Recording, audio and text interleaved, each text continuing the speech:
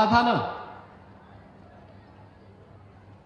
कि रामलला हम आएंगे, मंदिर वहीं बन गया ना, मंदिर अयोध्या में। कोई संदेह है?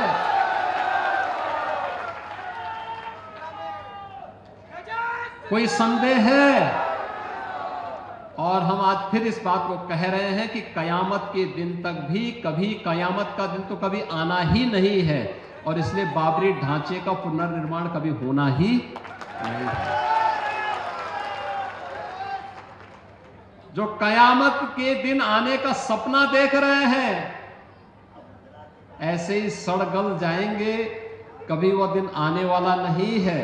और उनके सपनों को ऐसे ही हम अपनी विरासत को सम्मान देते हुए, भारत की गौरवशाली परंपरा को, सनातन धर्म की इस परंपरा को, जैसे प्रधानमंत्री जी ने 25 नवंबर को अयोध्या धाम में आकर के सनातन के प्रतीक श्री राम मंदिर में भव्य केसरिया ध्वज का आरोहण किया था, ये केसरिया ध्वज हमेशा ही भारत के इस गौरव को, सनातन के इस गौरव को आगे बढ़ाने का कार्य इसी मजबूती के साथ करेगा। बहनों और भाइयों, आप याद करिए ना, अयोध्या में 500 वर्षों के बाद एक गौरवशाली क्षण हमारे सामने आया।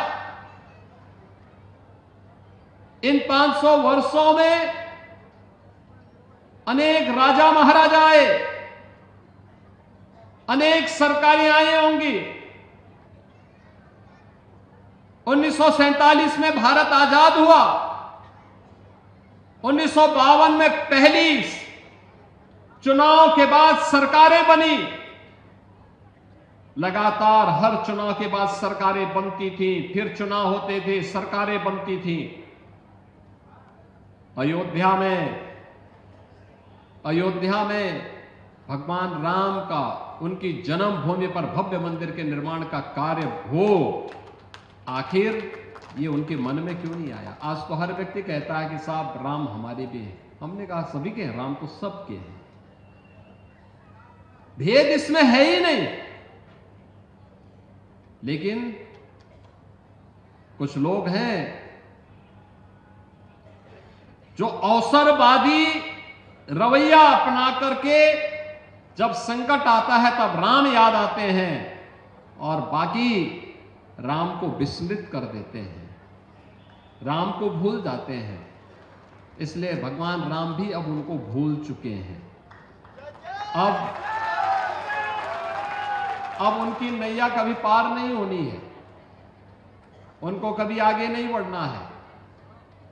इन रामद्रोहियों के लिए अब कोई जगह नहीं जो राम भक्तों पर गोली चला रहे थे, राम काज में बाधक थे।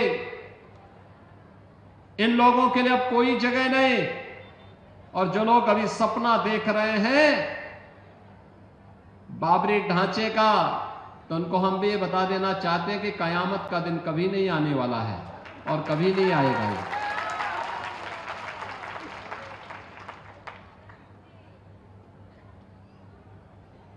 कयामत के दिन के लिए मत जियो, हिंदुस्तान में कायदे से रहना सीखो, कायदे से रहना सीखो।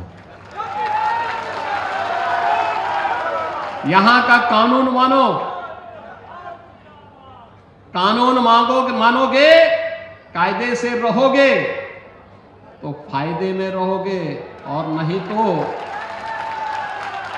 आगे का रास्ता तो फिर कहां के लिए जाता है, वह फिर कानून कोई तोड़ेगा तो वह रास्ता सीधे जहन्नुम की तरफ ही लेके जाता है, कहीं और की तरफ नहीं लेके जाता है।